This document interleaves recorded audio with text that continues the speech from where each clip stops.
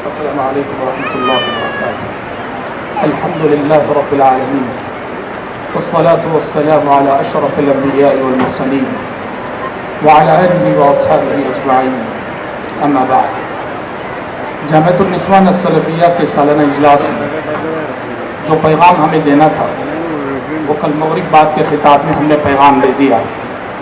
اب یہ تاثرات کا موقع ہے، میں 2-4 منٹ سے زائد نہیں لوں گا۔ قرآن مجید میں اللہ تبارک و تعالیٰ نے حضرت سلیمان علیہ السلام کا واقعہ بیان کیا ہے۔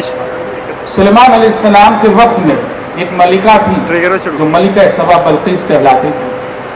سلیمان علیہ السلام نے اس کو اپنے در پہ بلایا اور اپنی شان و شوکت دکھانی چاہی تو قرآن مجید کہتا ہے کہ اس دور میں جب کہ انسان موجودہ تمام تر ترقیوں سے عاری تھا، حضرت سلیمان علیہ السلام نے ایک شیش محل بنایا جس کی دیواریں بھی شیشے کی، جس کا فرش بھی شیشے کا، اور ملکہ سبا بلقیس کو بتانا چاہا اپنی قدرت کیا ہے، اپنی شان کیا ہے، کیونکہ وہ خود بھی ایک بڑی مملکت کی تاجدار تھی۔ قرآن مجید کہتا ہے ملکہ سبا جب پہنچی وہاں اور اس شیش محل میں داخل ہونے کے لیے کہا گیا، شیشے کا فرش اس نے کبھی دیکھا نہ تھا، اس نے شیشے کے فرش کو سمجھا کہ یہ پانی ہے، حوض ہے، اور اس نے پانی میں اترنے کے ارادے سے فَكَشَفَتْ عَنْ سَاقَيْهَا۔ اس واقعے سے بہت ساری باتیں معلوم ہوتی ہیں، اس میں سے ایک بہت بڑا پیغام کیا ہے جانتے ہیں؟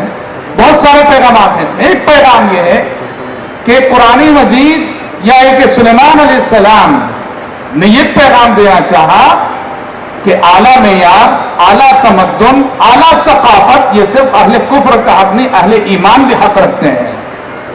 رہائش کا معیار، رہائش کا معیار، زندگی کا اعلیٰ معیار۔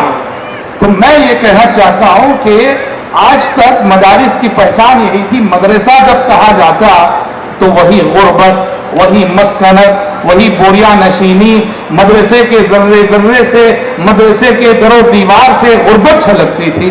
لیکن آج محترمہ ڈاکٹر نوہیرہ شیخ حفیظہ اللہ، اللہ انہیں جزائے خیر دے، انہوں نے مدرسے کے تعلق سے ایک نیا تصور قوم کو دیا، امت کو دیا۔ کون کہے گا اس عمارت میں جانے کے بعد کہ یہ مدرسہ ہے؟ اگر آپ کسی کو نہیں بتائیں گے تو سمجھو میں کسی شاہی محل میں گھوم رہا ہوں۔ ہاں، انہوں نے مدرسے کے تصور کو بدل کے رکھ دیا، اللہ انہیں جزائے خیر دے۔ میں اس مدرسے کے اساتذہ معلمات سے درخواست کرتا ہوں کہ ظاہر میں جیسے انہوں نے سنوارا ہے، مدرسے کو معنوی اعتبار سے سنوارنا اب آپ کی ذمہ داری ہے۔ ظاہر جتنا حسین و جمیل ہے، معنوی اعتبار سے اسے بلند کرنا، اس کے نظام تعلیم کو، اس کے مثال تعلیم کو، اس کے معیار تعلیم کو اسی قدر بلند کرنا، یہ آپ کی ذمہ داری ہے۔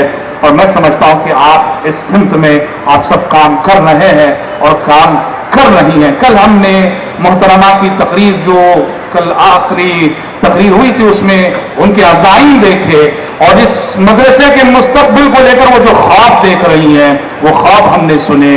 آپ سب کی ذمہ داری ہے معلمات کی، اساتذہ کی، ان کے خوابوں کو شرمندہ تعبیر کرنا۔ بہرحال میری دعا ہے کہ یہ چمن پھلتا رہے، پھولتا رہے، اور شاعر کی زبانی یہ چمن یوں ہی رہے گا اور ہزاروں بلبلیں، یہ چمن یوں ہی رہے گا اور ہزاروں بلبلیں اپنی اپنی بولیاں سب بول کر اڑ جائیں گی۔